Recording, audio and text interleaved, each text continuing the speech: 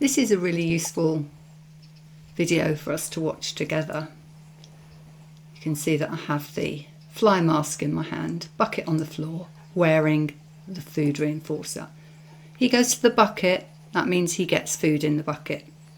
He knows that's what's going to happen from earlier in the training session. And I will only approach in future when his head is up and he gives me a certain look. If he goes to the bucket, he gets food in the bucket. If he asks me to approach, I approach, and then I feed him hand to mouth.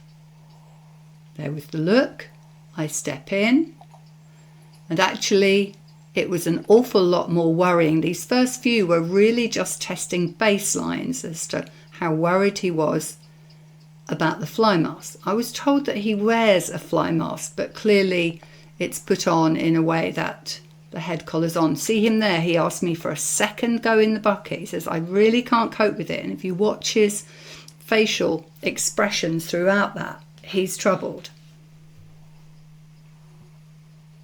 And again, he's back into eating. There's plenty in there. There's never none in the bucket. But it is his way to be able to tell me that it's too hard. I thought there he was going to say yes, but he didn't. He went to the bucket, so I fed the bucket. People have a problem with this because they think the horse will never want to do the thing. Not true. When we give the horse a voice, when we listen to what the horse is saying, there he gave me the signal, and I gave a much lighter lift of the mask. I didn't step it really close to him because now I've got my baseline. I know that he's worried about it.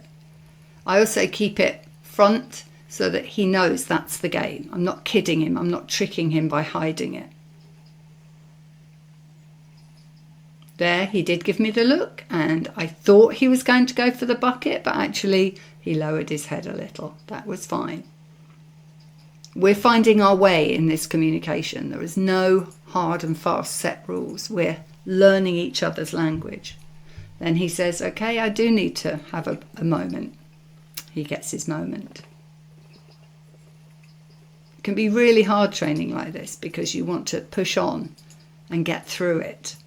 But actually, in giving the horse a voice to this degree, you actually get on quicker in the long run and with less frustration.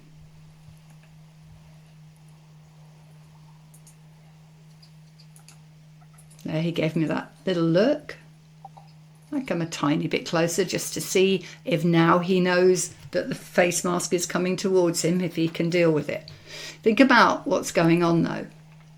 So there he was, clearly head up, boldly looking at me whilst swatting flies with his feet. So that was a bit tricky. It's often hard in the environment to know what the communication is. You have to be prepared to accept the no, even if you thought you saw a yes to begin with.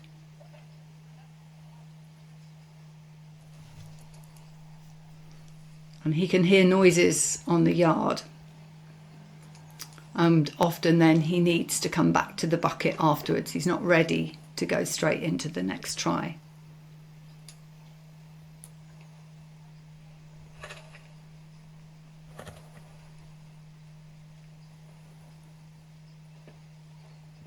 But his face is a lot softer now. Now he knows he can control me. He wants to go back to the bucket. And so that's twice. And I just think, that's good enough. Let's end there.